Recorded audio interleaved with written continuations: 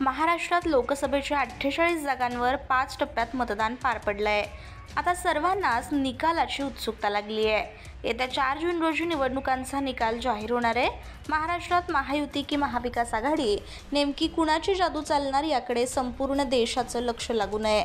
अशातच आश्चर्यचकित करणारी आकडेवारी समोर आली आहे. महाराष्ट्रात महायुतीला मोठा धक्का बसण्याची शक्यता आहे, कारण त्यांना फक्त 28 जागांवरच विजय मिळणार असा अंदाज सट्टा बाजारानं वर्तवला आहे. 2019 लोकसभा निवडणुकीत राज्यात शिवसेना भाजपा युतीने एकूण 41 जागा जिंकल्या होत्या. यावेळी त्यांना 14 जागांचं नुकसान होऊ शकतं अशी शक्यता वर्तवण्यात आली आहे. NDAच्या जागा घटल्याचा थेट फायदा महाविकास आघाडीला होणार आहे.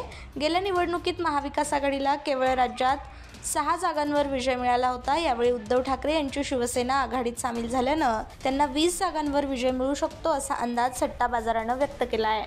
मतदारसंघनिहाय सट्टा बाजारानं उमेदवारांच्या विजयाचा देखील अंदाज बांधला आहे. त्यानुसार नागपुरातून भाजपाचे उमेदवार नितीन गडकरी लोकसभा निवडणूक जिंकतील अशी शक्यता आहे. तर चंद्रपूर लोकसभा मतदारसंघात काँग्रेसच्या उमेदवार प्रतिभा धानोरकर विजयी होतील असा अंदाज आहे. यवतमाळ वाशिम लोकसभा मतदारसंघात शिंदे गटाचं नुकसान होणार आहे. उद्धव ठाकरे यांचा पक्ष शिवसेनेचे संजय देशमुख येथून निवडणूक जिंकतील असा अंदाज आहे. अमरावतीतून भाजपाच्या तिकिटावर निवडणूक लढवणाऱ्या खासदार नवनीत राणा यांना धक्का बसू शकतो.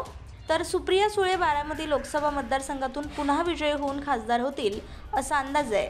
भाजपाने पियुष गोयल यांना मुंबई उत्तर लोकसभा मतदारसंघातून उमेदवारी दिली आहे. ते तिथून विजयी होण्याची शक्यता आहे. कोल्हापूर लोकसभा मतदारसंघातून काँग्रेसचे उमेदवार शाहू छत्रपती विजयी होऊ शकतात असा अंदाज वर्तवण्यात आला आहे.